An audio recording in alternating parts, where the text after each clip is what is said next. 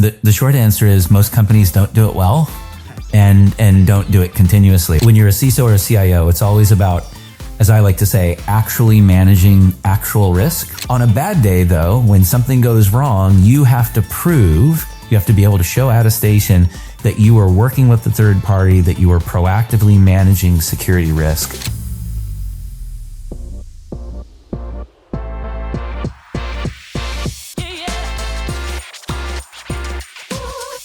Hello and welcome to the Cyber Risk Podcast. So far, we have discussed enterprise risk management. Today, we want to discuss a very special section of enterprise risk management, which is a very hot topic as well, third-party risk management. So to unpack that, we have Michael Johnson joining us today. So Michael, given your journey in government, banking, and now big tech, right? How would you like to introduce yourself? How should audience know you? Yeah. SB, it's great to be here. I'm a computer engineer by training and a former chief information officer and current chief information security officer. And I've worked, as you said, in the U.S. federal government. I served as the CIO of the U.S. Department of Energy. I've worked in banking. I was the CISO at Capital One, and I've worked in big tech, including at Hewlett Packard and at Meta. Wow, that's an amazing journey, Michael. We can learn so much from there. So, Michael, starting before going into the weeds of third-party risk management, I want to start off with really, from your perspective, understanding as an executive for a Fortune 100 company, where does third-party risk fit in your enterprise risk management program? Well, look, it's critical, right? It's always about when you're a CISO or a CIO, it's always about, as I like to say, actually managing actual risk, right? And third parties are a direct extension of your company's attack surface, right? Importantly, third parties retain and process critical information that your company needs to deliver its products and services to your customers. So for all intents and purposes, your third parties are part of your company. And so it's really important that you do the math, right? You understand what's the capability and intent of the threats that you face and the adversaries that you face. Do you understand your entire environment, including that of your third parties? Do you understand the control environment and its effectiveness, and then business consequence if something were to happen? And again, it's sort of academic whether that happens within a third party or within your own immediate company, because at the end of the day, you're accountable for all of it. Now, just in January, there was an article, or actually a publication from the World Economic Forum, where they really talked about resiliency. And they said, look, enterprise resiliency is the biggest thing. Over there, third-party risk was the biggest barrier for enterprises to be resilient. Why is it such a hard problem? Because like these large organizations, they have all of the money and budget and funding to do that. Then why is it such a hard problem that to solve? Why don't companies take it more seriously? I don't think companies really understand. Most companies don't understand what's really going on here, right? Most companies don't understand or don't take seriously the plain fact that their corporate surface, their attack surface, right, is vastly expanded by the use of third parties, right? And the other thing, like, it should be obvious though, right? Because proactive third-party security risk management is a major requirement in virtually all significant regulatory regimes. It doesn't matter what business sector you're in, right? So, whether you're in some type of banking and overseen by the New York Department of Financial Services, or you're working out of Europe, and so you're subject to the Network and Information Security NIS2 directive and its implementing acts, or if you handle even credit card information, PCI information, so the payment card industry, PCI specifications require third-party security risk management. Like, it's a major requirement. And in all cases, those require you to evaluate third parties for risk, but also ensure that the providers have a minimum level of cybersecurity coverage, awareness, capability based on the risk tolerance, right? So basically, these are the regulatory regimes telling you as a security practitioner, like, you got to take this seriously and manage it. Yeah, but talking about regulations, especially, it's such a hot topic there, right? Now, because of regulations and NIS2 and all of DORA and others that you mentioned, which means as an enterprise, I should be assessing all my third parties. At the same time, I should be doing it continuously. Now, assessing all of the third parties continuously. Like, how does an enterprise balance, the effort, the cost of doing all of that and achieving that compliance? Great question. The short answer is most companies don't do it well and don't do it continuously, right? So there's sort of three approaches to this. And those three approaches are really based on the challenges that everyone faces. The three approaches are you do it in a risk-based tiered model, right? So a lot of companies will only look at or only assess third parties if they're considered to be tier one providers to them. The second way is you kind of do the peanut butter approach, right? Where you do just a bare amount of due diligence for all of the companies. But again, that doesn't really get to the point of actually managing actual risk. And then the third is you do, some combination of that or a haphazard approach, which I've seen in a number of companies. The fundamental underlying, there's like 6 or 7 fundamental underlying challenges that relates to third party risk management. So one is relying primarily on self-attestation of a third party, which of course is never sufficient, especially on a bad day where you have to prove that you were proactively managing. 2 is repetitive or ineffective sort of paper-based attestation processes where you're essentially just taking a clipboard and checking boxes, right? As opposed to actually diving into the details of the risk posture of the third party. There's also lack of detailed insights or drift within agreements. Many times people will have third-party agreements where they're getting products and or services from a third party and they've negotiated the information that needs to be shared, but that drifts over time and people don't always track it, right? And then finally, there's just ineffective sort of information handling practices and then ineffective detection and enforcement regimes on understanding when things have changed over time. Yeah.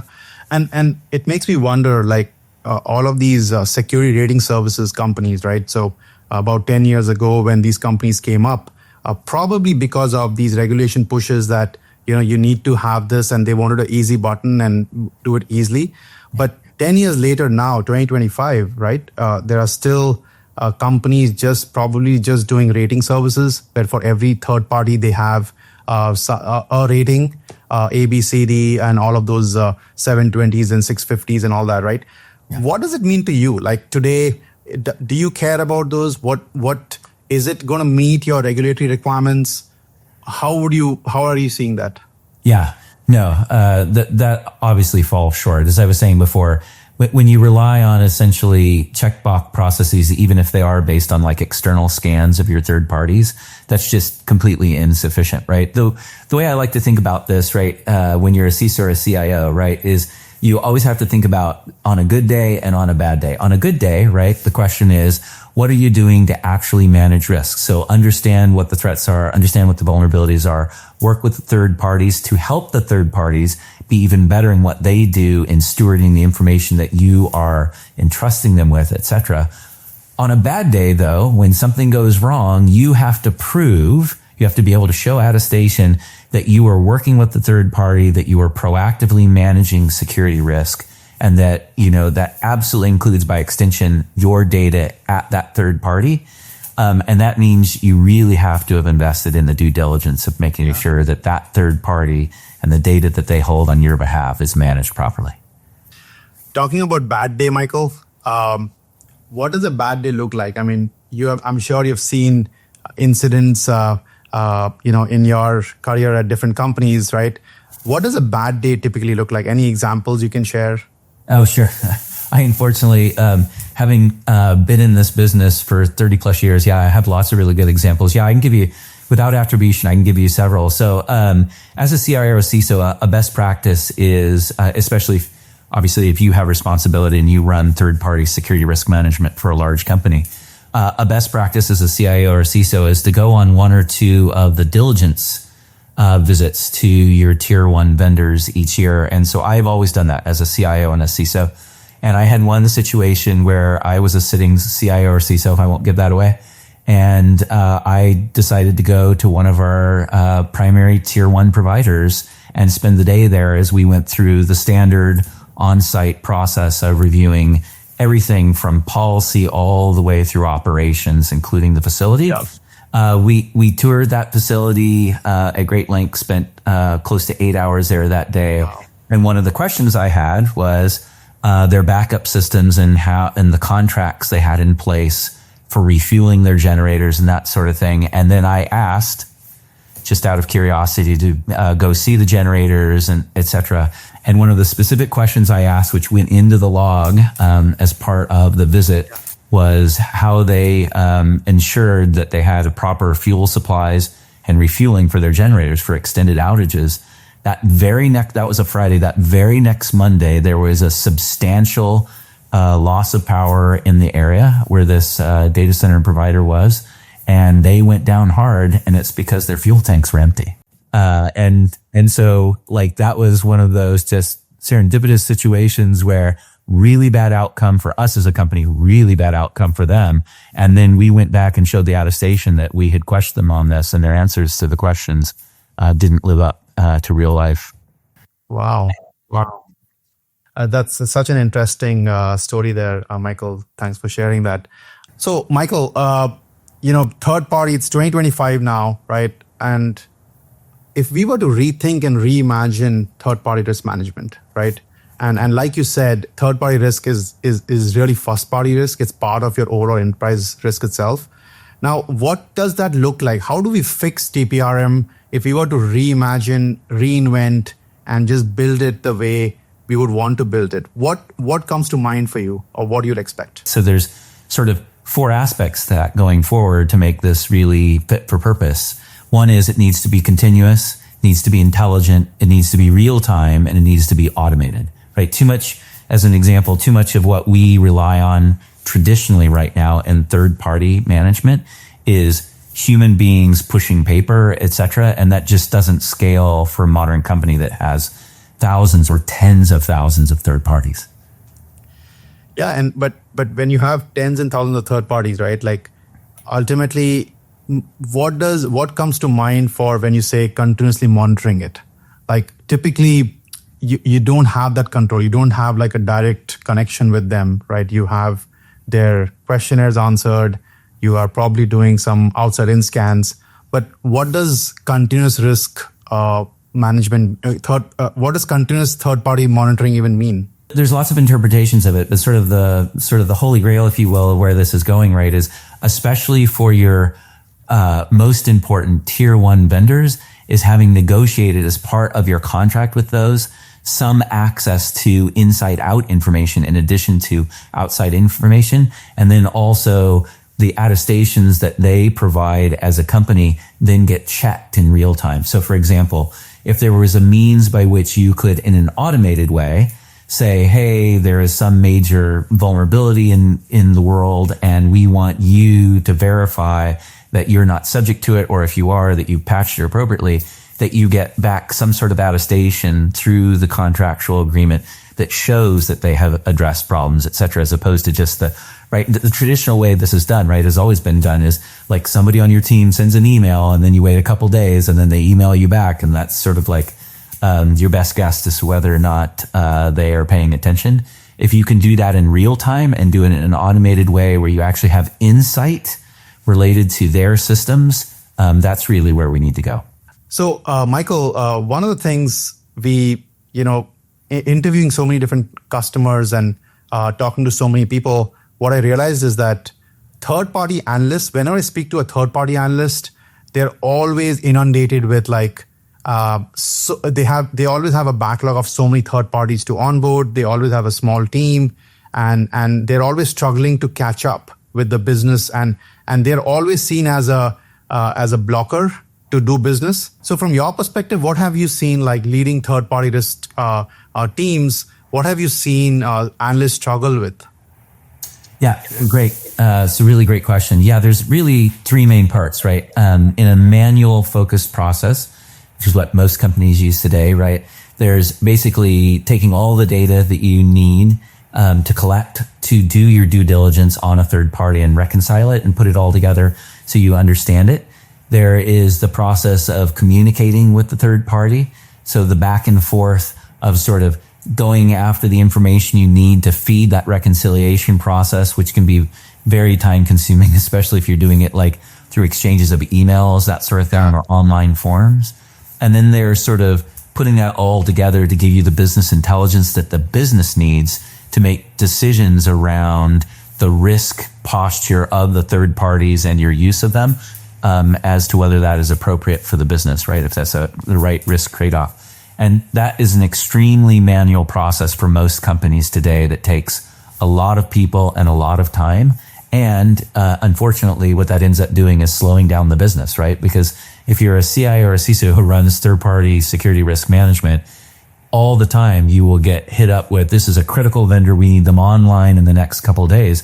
Well, that process that I just described in a traditional world where it's humans and paper and exchanging of emails, et cetera, takes days and days, weeks to months to onboard a new company. And that is just too restrictive or slows the business down too much that you're really going to hamper innovation, which of course is not what a CIO or a CISO should be doing. You've simplified that whole, the problem that I could see them explaining in such a simple way. I think if I were to summarize, I think I heard three things, right? So one is reconciliation. You want to get all the data together.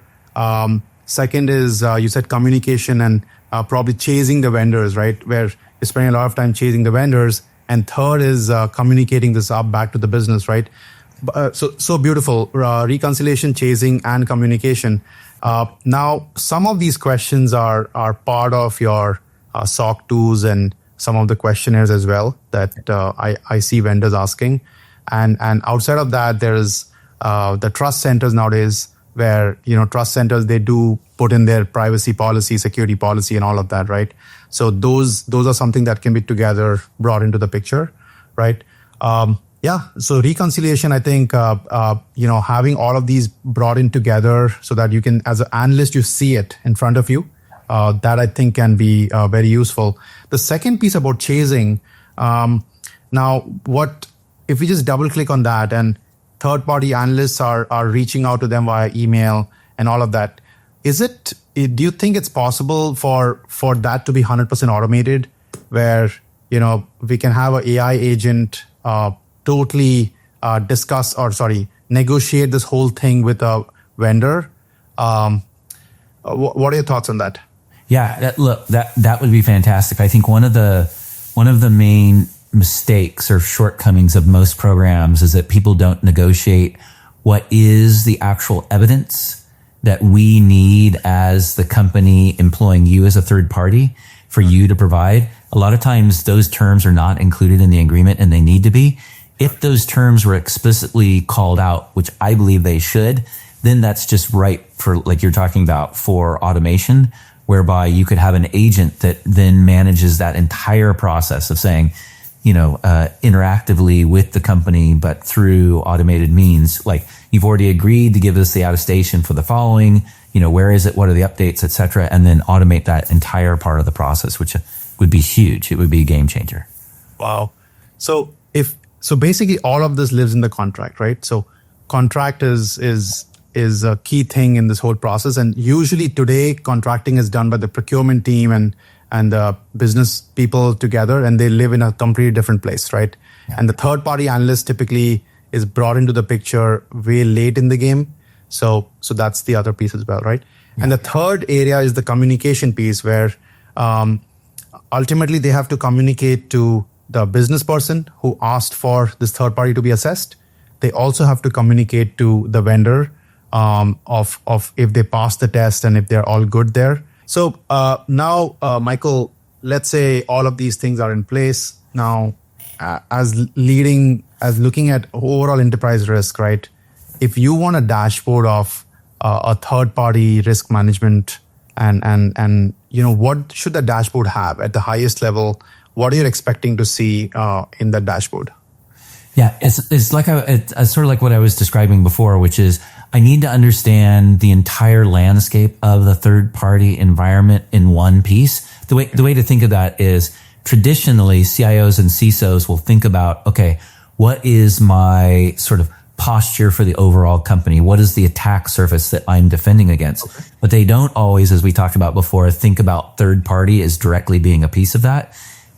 Your question is an extension of that, which is, if I agree that my attack surface includes my third parties, now I need to be able to visualize those third parties and understand, again, who are our riskiest vendors, who are tier 1, tier 2, tier 3 that we depend on. What is the diversification in vendors I have to be able to make up for if issues happen? Where are we precisely following our original agreements with a vendor and sharing information, getting information back from us? Where's their drift that's putting us at risk, etc.? In other words, understand holistically how the third-party environment is fitting into your overall security risk posture.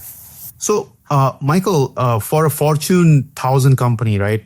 How many vendors, how many third parties do you see typically that needs to be managed?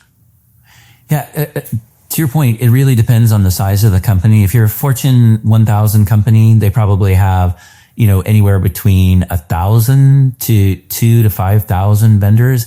If you're a Fortune 50 company, you probably have 10,000 new third parties onboarded plus per year. So it's just really a scale of the size of the company, its global nature, the diversity of the products and services it delivers. But it's a hard problem regardless of the size of the company, given those numbers, obviously. Wow. So between 1,000 to multiple 10,000s, right? Yeah. That's crazy scale. Now, the team which is responsible for doing this, how big a team have you seen or do you think it needs to be to manage that scale of third parties? Yeah. So I have managed third-party security teams both in the U.S. government and in commercial industry.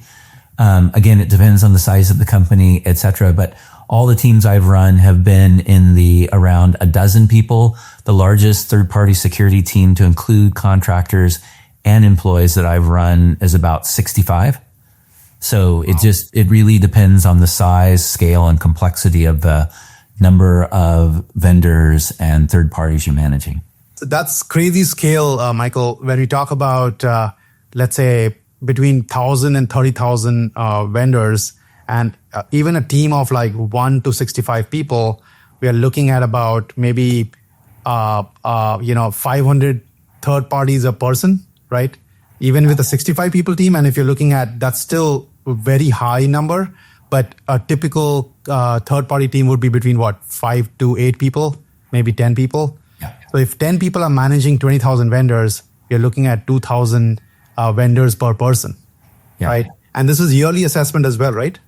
Yes, absolutely. Yeah. So, and when you think about it, there's sort of 3 dimensions to the complexity of this problem. There's the amount of time it takes. There's the amount of human beings you have to throw at it. So the resources it takes. And then the third, which is probably the most important, is what's the effectiveness of it, right? Most third-party security programs, as we talked about, are sort of, clipboard, check the box exercises that aren't actually managing actual risk. Yeah. So now if we just connect the dots there, because of regulatory reasons, you need to assess all of your third parties. You need to assess them continuously as well. But because of the scale of each analyst being asked to assess between 1,000 to 2,000 or 500 to 2,000 third parties, obviously they will resort to finding the common or easiest thing to do that. And that's probably because why we have outside in, everybody's using outside in for that and just checking the box, or they have a question that's sent and then again checking the box, right? But when you say effectiveness, that cannot come with that scale, right?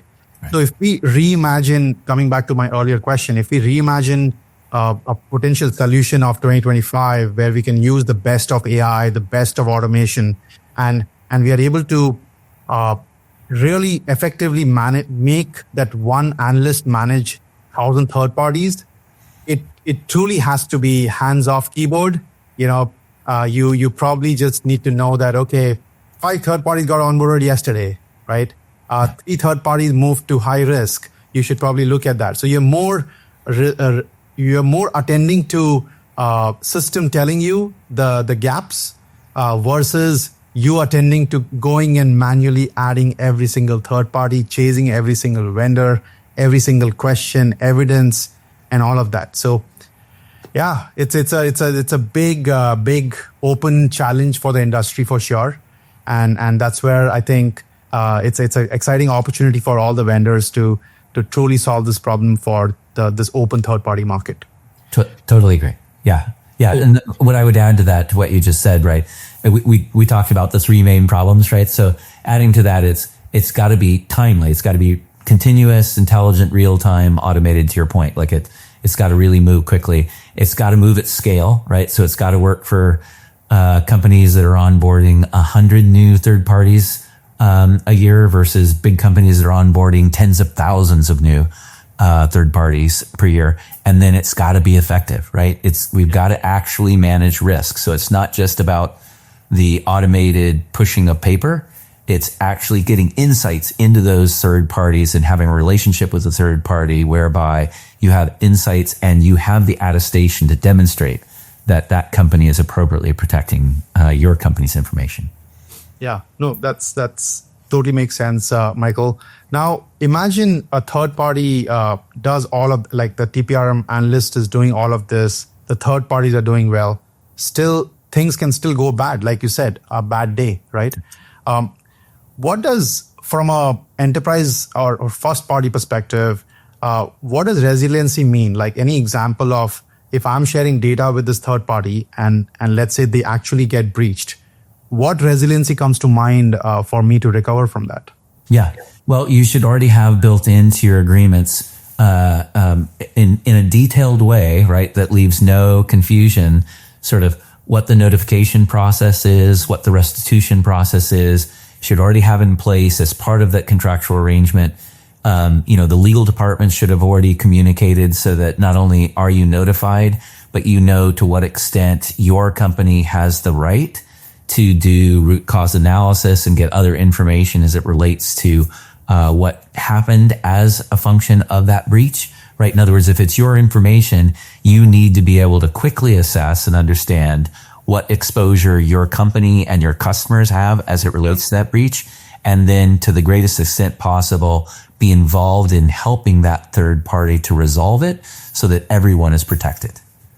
Yeah, and I think certainly you're saying partnership there, right? That ultimately you're partnering with the third party to be like, look, this has happened. Let's just follow this action plan that we have put together. And we are just acting on that, right? So instead of saying it's your problem and pointing fingers both ways and doesn't work out that way, right? Yeah. Awesome. That's very insightful. And finally, Michael, talking about quickly AI and while, imagine today enterprises have these 10,000 vendors, right? And I'm sure every single vendor is doing some aspect of AI. It's like AI is in the air right now. Right. So how do I manage this as an enterprise? Like all of my third parties are using AI, most likely. Right. How are you handling it today? Like you're dealing with this today as well. How are you handling this? Yeah. Look, I'm a big fan of companies leveraging open source models available from reputable companies versus rolling their own. Right. It's very complicated to roll your own AI models and do them in such a way that they are reliable, effective, etc. So I'm a big fan of using the open source models that are made available from those reputable companies and then using those as the basis to roll out solutions. And then when you roll out a solution, right, let's say a third party security risk management solution based on AI, right? Really what you need to do is you need to make sure that you're leveraging security architecture and safeguarding of information and those tools and capabilities that are made available by those large companies that have the open source Gen AI models, and then including the comprehensive data access controls as part of that, and as appropriate data privacy agreements. So if you focus on those three dimensions, right, security architecture and safeguarding information, comprehensive data access control, and then as appropriate data privacy agreements, and you do that based on large open source models from reputable companies, you'll probably be in a much better place. I would say amazing insights from you. This is so valuable for all of our audience. And thank you so much for your time and sharing your experiences and also guiding us through this process. So thank you so much for your time, Michael. Thank you, SB. It was a lot of fun. We just spoke to a Fortune 100 CISO, and here is a quick summary. I'm going to give you the why, the what, the how, and the when. So why is a third-party mission critical? Global CISOs are answerable to the board, regulators, customers, and whether an incident happens because of their internal infrastructure or third-party, it's an incident, and they're answerable for that. Most regulations today require you to manage and monitor all of your third parties in a continuous way. The what? Most enterprises have between 1,000 to 10,000 third parties, and their team sizes are between 1 and 10. So you're looking at about 1,000 third parties per analyst. The how? There is no way one analyst can deal with 1,000 third parties. So it has to be not 80, not 90. It has to be 100% automated. The when? Speed matters. It takes between 1 to 12 weeks today, and it needs to happen in an automated way instantaneously to match the speed of business.